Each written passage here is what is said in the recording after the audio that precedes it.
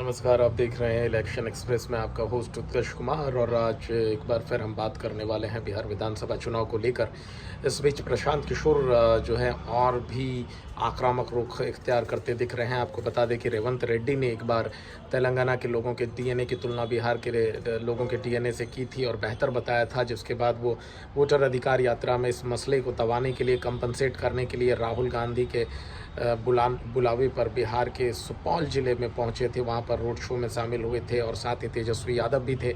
अब जो है प्रशांत किशोर से जब मीडिया कर्मी ने ये सवाल पूछा तो प्रशांत किशोर ने कहा कि अगर बिहार के लोगों का डीएनए कमतर आकर रहा है रेवंत रेड्डी, तो वो बताए कि तेलंगाना विधानसभा चुनाव को लेकर और बाकी जो चुनावों में उससे प्रशांत किशोर की ज़रूरत क्यों पड़ गई, प्रशांत किशोर से मदद लेने क्यों आया, प्रशांत किशोर कैसे याद आ गया, क्योंकि प्रशांत किशोर तो एक बिहारी है। ये कहना है प्रशांत किशोर का। और बोला है कि आगे आने वाले चुनाव में, चाहे वह विधानसभा चुनाव या लोकसभा चुनाव हो, वो रेवंत रेड्डी को उनके हैसियत का अंदाज़ा लगा देंगे। ये कहना है प्रशांत किशोर को।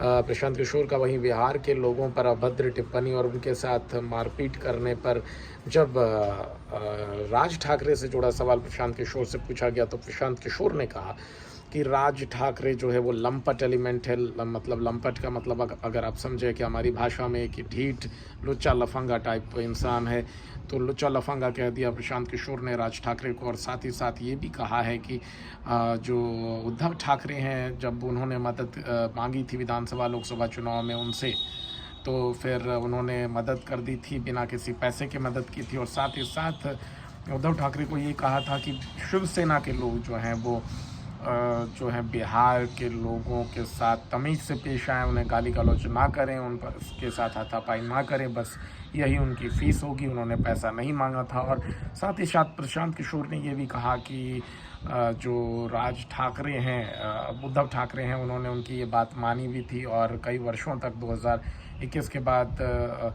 अब कुछ महीने पहले तक जो है बिहार के लोगों के साथ शिव सैनिकों ने किसी तरह का दोयम दर्जे का व्यवहार नहीं किया था। हालांकि आपको बता दें कि अभी जब दोनों भाई एक साथ हो गए हैं, चाहे वो राज ठाकरे और उद्धव ठाकरे जब एक साथ आए हैं, तो इस तरह की घटनाएं और समस्या अब आए दिन सामान्य होती जा रही है, जिसको लेकर भी एक विरोध का भाव दिख रहा है। शिव सैनिकों में शिव सैनिक बिहारियों से दुर्व्यवहार कर रहे हैं, गाली गलौज कर रहे हैं, हाथापाई मारपीट कर रहे हैं। और साथ ही साथ जो बिहारी हैं अब वो खुन्नस खा रहे हैं शिव सैनिकों से। और देखना दिलचस्प हो जाएगा कि बिहार विधानसभा चुनाव में अब किस तरह से इन मुद्दों को भुनाया जाता है। आपको यहाँ कहना ये भी ज़रूरी हो जाता है कि प्रशांत किशोर जो है उन्होंने सम्राट चौधरी पर एक बार फिर से निशाना साधा है। सम्राट चौधरी के डिग्री पर निशाना साधा है। एक हत्या के मामले में जेल जाकर आए सम्राट चौधरी से सवाल पूछा है। उम्र कम बताकर जुवेनाइल कोर्ट से जमानत पाने के संबंधी मसले पर भी स्पष्टीकरण मांगा है। अपने ही जाति के 6 लोगों की हत्या के मामले में सजा याफ्ता जेल काट कर आए जो है सम्राट चौधरी, उस पर बुरी तरह से निशाना साधा है प्रशांत किशोर ने। आपको बता दें कि इसके साथ ही साथ जो है प्रशांत किशोर ने बोला है कि अशोक चौधरी जो है वो अगर लीगल नोटिस वापस नहीं लेते हैं तो एक बार फिर से 5 दिनों के बाद उनके ऊपर 500 करोड़ के घपले का आरोप जो है सार्वजनिक करेंगे। इस बीच उन्होंने बोला कि संजय जायसवाल जो है वो पूरी तरह से चुप्पी साध ली है, मतलब उन्होंने अपनी गलती मान ली है और शांत हो गए। जब उनसे पूछा गया कि आगे क्या आप इन लोगों को कोर्ट में घसीटेंगे, तो प्रशांत किशोर का कहना था कि अभी बिहार में विधानसभा चुनाव का वक्त है, वो विधानसभा चुनाव में अपनी पार्टी को टाइम देंगे।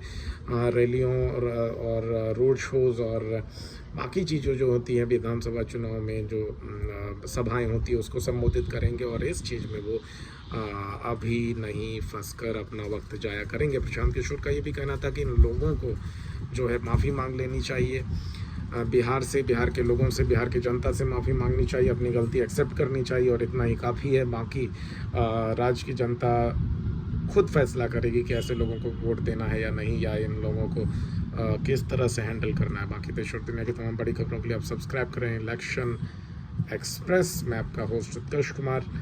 बिहार विधानसभा चुनाव के तिथियों का ऐलान जल्द ही होने वाला है और आदर्श आचार संहिता भी जल्द ही लग जाएगा और इस बीच जो है अब आखिरी चरण में है वो सीटों का बंटवारा और किस सीट से किस उम्मीदवार को सभी गठबंधन और पार्टियां खड़ा करेंगी।